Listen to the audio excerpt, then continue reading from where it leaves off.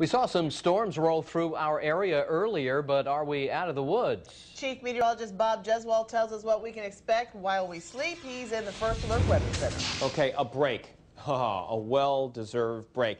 Okay, so that's some good news. By early tomorrow morning, though, we could see just a little bit of this outflow coming ahead of the stationary front that you could see a little bit farther north. And when that happens, you got it. We'll show you. You can see the outflow that forms like we see right now. That's still some remnants left of that in eastern Georgia. And in that front there could push a couple well north of Birmingham now, closer to, let's say, Chambers County when you wake up. In the afternoon, everything cooks up again, and you could get some strong storms. This is what happens with this scenario, these kind of storms. Let's show you today what we saw.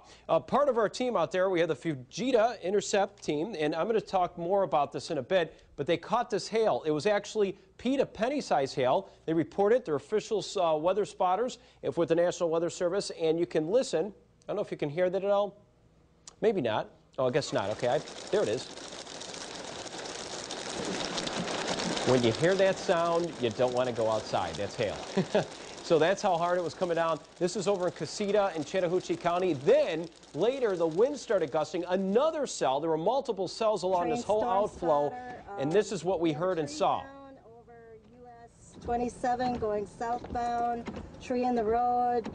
Traffic is stopped. There you go. That is Hamilton, and that's what we're talking about. Just south of Hamilton on Veterans Parkway, US 27, trees toppled over and standing right in front of the road, and people could not cross. They were getting stuck, I understand, going in the mud. More on the weather team coming up. We have more pictures for you in your First Alert forecast, along with some local pictures from WRBL.com.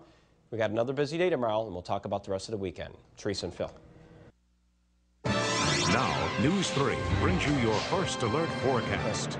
You're watching Night Watch. Chief Meteorologist Bob Jeswald on your side, tracking the latest here on your satellite and radar. This is what we call the outflow. I'm going to explain what this is in just a moment. And here's it, kind of stationary front farther north. And you get these waves in the atmosphere that just kind of ripple through. So that's what we have right now. So those showers and storms off to southeast Georgia, that's the latest satellite imagery, and that's approximately right where we think that stall out front is. Then you get these disturbances that ride right along the line here. And think of it like this. Think of like a puddle or a pool of water. If you drop a ball or a rock in there, what happens? Physics 101, you get a ripple effect. And it's the same thing in the atmosphere. So what happens is here's this low, and this is what's been happening the last couple of days. It travels across this track. The wave flows outward. We call it an outflow. Bam, there it is. It comes through again. Now, we're talking tomorrow, Thursday. It looks like the same kind of scenario from north to south. It may be some isolated showers, thunderstorms. I don't think anything severe now in the morning, but maybe as close to Chambers County for you. And then later in the afternoon, it starts erupting across east central Alabama, west central Georgia again. And who knows? Could we get the same kind of scenario? Yeah, the makeup of these afternoon heating kind of storms have been producing hail. They have the ability to produce some damaging winds sometimes. And again, Friday afternoon is a slight risk farther north, so we think there won't be a complete, it might just be a little eruption of some showers. We're going to keep it slight north for Friday. But coming into the weekend, we could be talking about some temporary driving as this ridge kind of lifts up a little bit, and we could end up having a pretty decent start to the weekend. We want to see your pictures at any given time at WRBL.com. Harmony Mendoza, yeah, she took this one today. It looks good. It looks like a little, wall cloud or a shelf cloud, we call it. It's kind of layered here, mammatic clouds, and you could see them out towards the airport, Columbus Municipal Airport. There's a closer view of that. And so we'd like you to capture these and bring them into us. It brings the action in close right here on our website.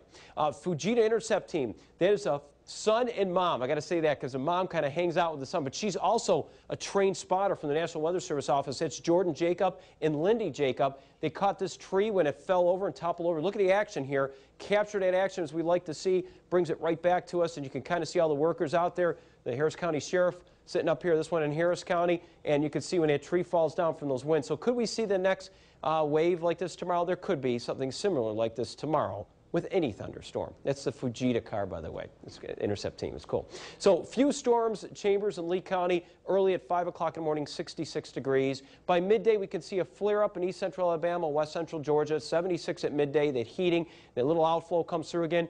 Few may become severe or strong again, 85. Be prepared for that because I don't see any change in the atmosphere, frankly, until the weekend.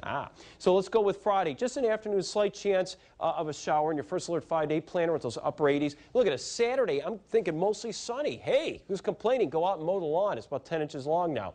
Late showers could come back on Mother's Day. But again, I'm thinking Saturday, Friday, good chunk of Friday. It's really not a washout here. I think we're going to get a lot done as we get into the weekend. And then Monday, you kind of kick things up again in the afternoon. Those temperatures come down to low 80s. The lawn 10 inches longer, but getting greener every day. Exactly. And that's the fact. All right, that's thanks, a fact. Bob. Yeah.